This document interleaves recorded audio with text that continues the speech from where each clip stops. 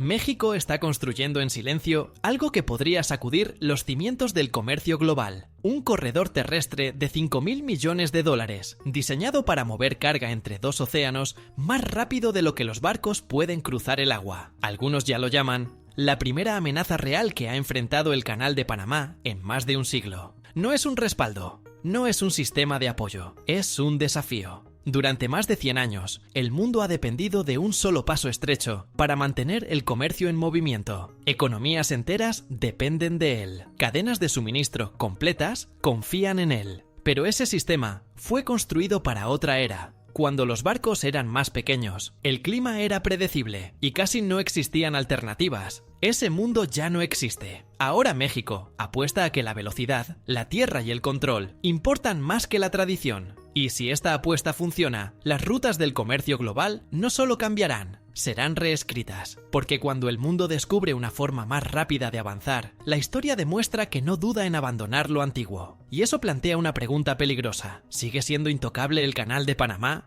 ¿O este es el momento en que su dominio finalmente empieza a resquebrajarse? Durante más de un siglo, el comercio global ha girado alrededor de un solo atajo estrecho. El Canal de Panamá no solo ahorró tiempo, transformó la economía mundial al decidir qué tan rápido podían moverse las mercancías y cuánto costaría ese movimiento. Horarios de envío completos, presupuestos de combustible y cadenas de suministro se construyeron sobre una sola suposición, que esa ruta siempre estaría ahí. Antes del canal, mover carga entre océanos era lento, peligroso y totalmente impredecible. Los barcos debían arrastrar mercancías por tierra o arriesgar semanas en el mar rodeando Sudamérica, enfrentando tormentas y corrientes que destruían tanto barcos como fortunas. El canal puso fin a ese caos de la noche a la mañana y convirtió la geografía en una ventaja controlada por un solo punto. Con el paso de las décadas, la dependencia se convirtió silenciosamente en vulnerabilidad. El canal se volvió tan eficiente y tan central que dejaron de desarrollarse alternativas. Los puertos se expandieron, los barcos crecieron,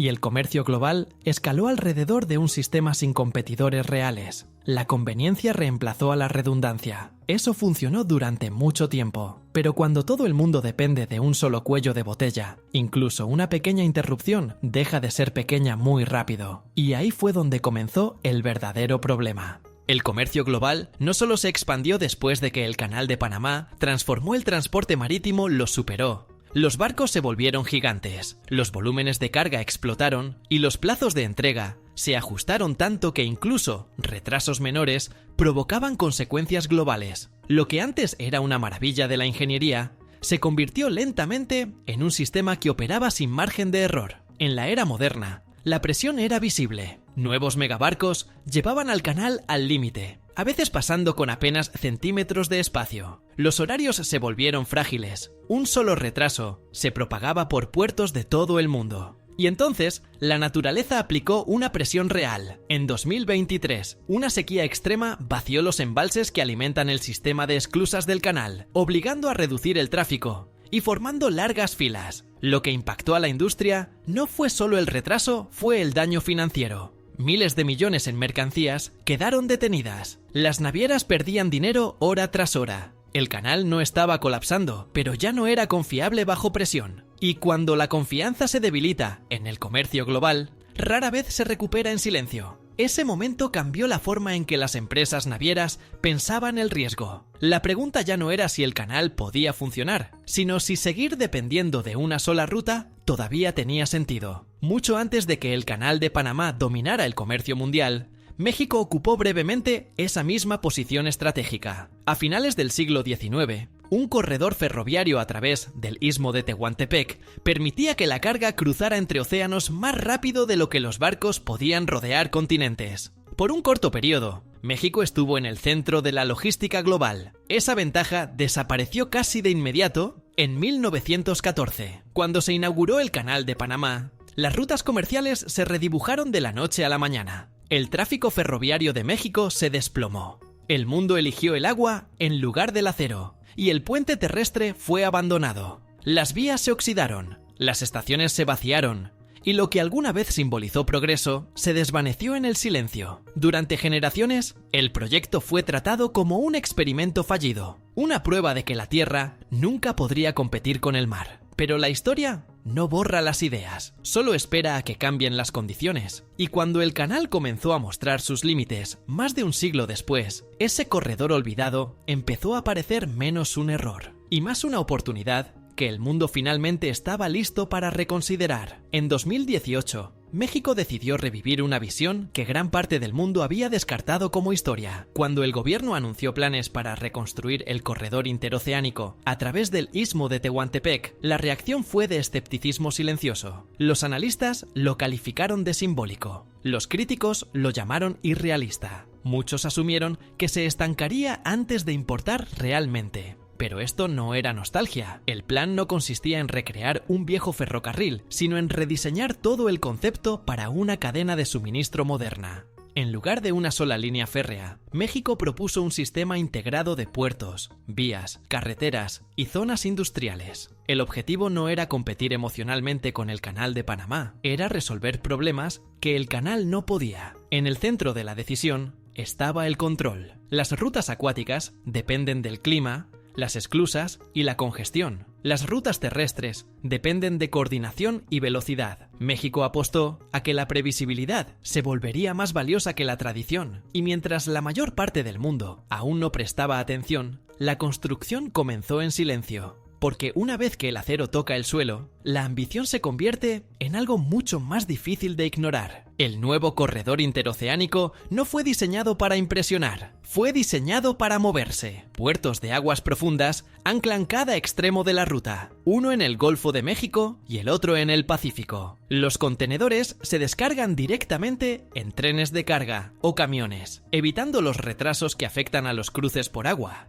De costa a costa, la carga puede cruzar el país en solo horas, sin esclusas, sin límites de agua dulce, sin días de espera en fila. Para las navieras, ese nivel de confiabilidad lo cambia todo, especialmente para los buques gigantes que apenas logran pasar por las secciones más estrechas del Canal de Panamá. El sistema prioriza la eficiencia sobre el espectáculo. Vías de acero atraviesan selvas y montañas, conectando centros logísticos diseñados específicamente para manejar volúmenes modernos de carga. Cada segmento está pensado para reducir transferencias, retrasos e incertidumbre. Y eso es lo que lo vuelve peligroso de ignorar, porque el comercio global no recompensa la historia, recompensa lo que se mueve más rápido, más barato y con mayor consistencia. Y en tierra, México estaba construyendo silenciosamente exactamente eso. A medida que avanzaba la construcción, un obstáculo amenazó con descarrilar todo el proyecto. Un tramo clave del antiguo ferrocarril estaba en manos privadas, otorgando a una sola empresa el control de un corredor destinado a servir a la nación. Las negociaciones se alargaron.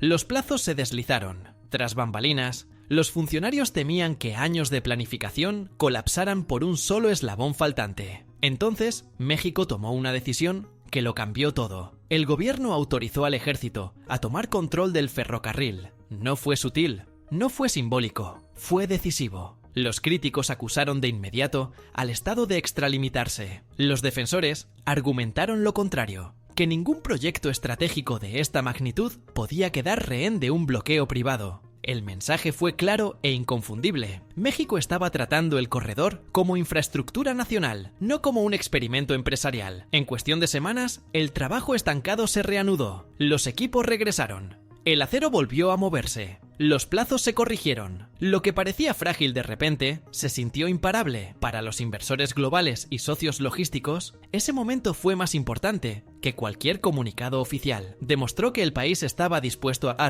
actuar, absorber críticas y seguir adelante. En el comercio global, la certeza atrae capital, y México acababa de ofrecerla de la forma más dura. Desde el principio, el corredor fue diseñado para hacer más que mover carga. Su propósito era redefinir el mapa económico de México. A lo largo de la ruta, surgieron planes para fábricas, parques logísticos y zonas industriales, cada uno aprovechando el acceso directo a dos océanos. Durante décadas, el crecimiento de México fue desigual. El norte prosperó gracias a su cercanía con Estados Unidos, mientras el sur quedó rezagado, aislado de los grandes flujos comerciales. El corredor desafió directamente ese desequilibrio. Las vías trajeron conectividad, los puertos trajeron oportunidad, y los empleos llegaron casi de inmediato. No fue un desarrollo aislado, fue una expansión coordinada. Manufactura, Transporte, vivienda y servicios crecieron juntos, reforzándose mutuamente. Pueblos antes definidos por la migración comenzaron a ver inversión y planificación a largo plazo. El sur no estaba alcanzando al resto, se estaba reposicionando.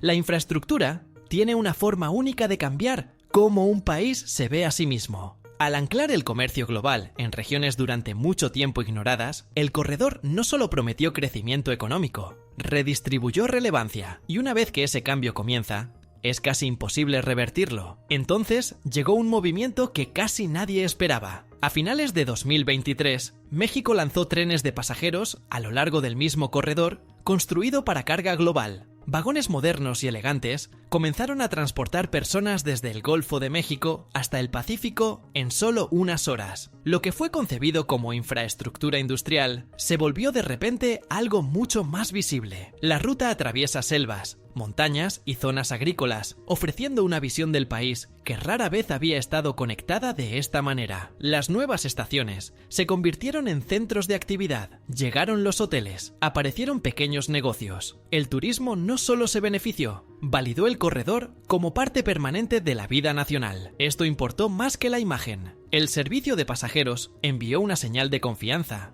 Demostró que el sistema no era experimental ni temporal, era operativo, confiable e integrado al movimiento diario. Los corredores comerciales que transportan personas suelen durar más que aquellos que solo mueven contenedores. Lo que comenzó como una solución logística se transformó silenciosamente en una solución cultural. El corredor ya no solo conectaba océanos, estaba uniendo regiones de una manera que México no había visto en generaciones. Oficialmente, México insiste en que el corredor no está destinado a reemplazar al Canal de Panamá. Se lo describe como un complemento, una válvula de alivio durante congestiones o sequías. Diplomáticamente, ese lenguaje tiene sentido. Económicamente, ignora cómo funciona realmente el comercio global. Las empresas navieras no eligen rutas por historia o simbolismo, eligen velocidad, confiabilidad y costo. Cuando los retrasos se acumulan y los horarios se rompen, la lealtad desaparece rápidamente. Y cuando una alternativa demuestra que puede cumplir de forma constante, deja de ser un respaldo. El Canal de Panamá sigue moviendo volúmenes enormes y no va a desaparecer de la noche a la mañana. Pero por primera vez desde 1914, ya no está solo. Existe ahora un rival terrestre, inmune a la escasez de agua y a la congestión de esclusas. Eso por sí solo cambia negociaciones, precios y planificación a largo plazo. La competencia no destruye sistemas como el canal, los obliga a adaptarse. Y el hecho de que esa adaptación ahora sea necesaria, lo dice todo. Porque cuando un monopolio de más de un siglo empieza a vigilar de cerca a un recién llegado, la historia ya está en movimiento. Durante más de un siglo,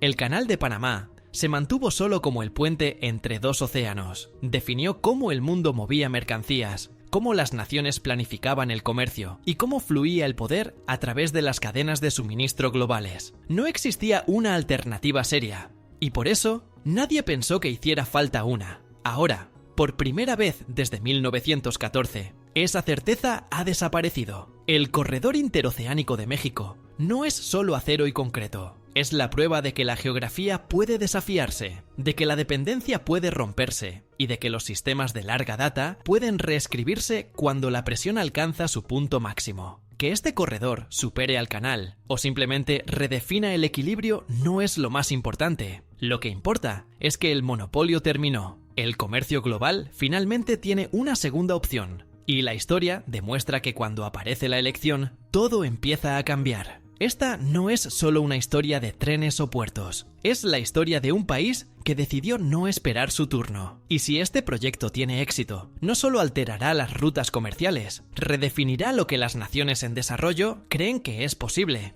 Y eso plantea una última pregunta. Si México puede desafiar un cuello de botella global de más de un siglo, ¿qué otros sistemas intocables están ya mucho más cerca de romperse de lo que cualquiera quiere admitir?